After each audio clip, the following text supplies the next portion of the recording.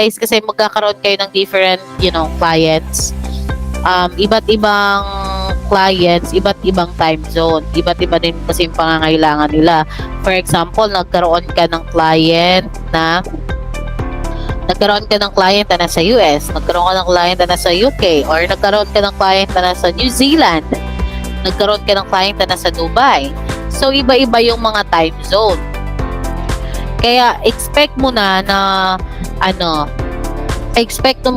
possible na pwede kang ma-meet or ma-book ng appointment ng madaling araw. Ganon.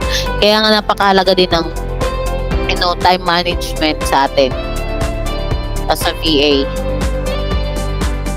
Papakita ko po sa inyo itong mga ginagawa. Itong use a time zone converter, set clear expectation, then send calendar invites.